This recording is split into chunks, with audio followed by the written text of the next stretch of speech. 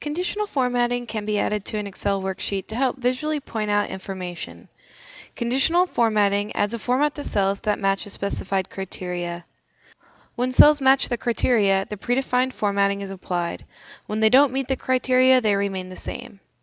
Highlighting cells applies formatting to cells that contain data within a specified numeric range, contain specific text, or contain duplicate values, such as highlighting cells in red when grades are less than 70%. The top-bottom conditional formatting applies formatting to cells that contain either the highest or lowest levels in a range. Data bars conditional formatting fills a portion of each cell corresponding to the relationship of the cell's data to the rest of the data in the selected range. With color scales, you can fill each cell with a color point from a 2-color or 3-color gradient that corresponds to the relationship of the cell's data to the rest of the data in the selected range. With icon sets, you can insert an icon from a selected set that corresponds to the relationship of the cell's data to the rest of the data in the selected range. If a predefined rule does not meet your needs, a custom rule can be created based on standard rules or formulas. All created rules are listed in the Conditional Formatting Rules Manager.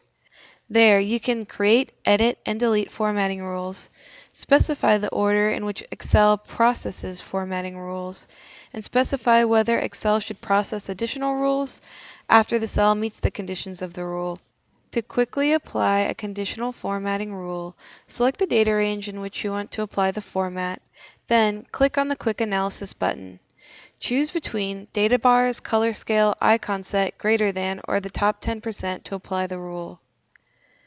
To change the font color and cell fill using a specified condition, you'll select the data range in which you want to apply the format. Then, click on Conditional Formatting found in the Styles group on the Home tab. Choose either Highlight Cell Rules or Top-Bottom Rules. Select the type of condition to specify. Set the parameters of the condition if applicable. Then choose the style of formatting to apply and click OK. You'll see that the conditional formatting has been applied.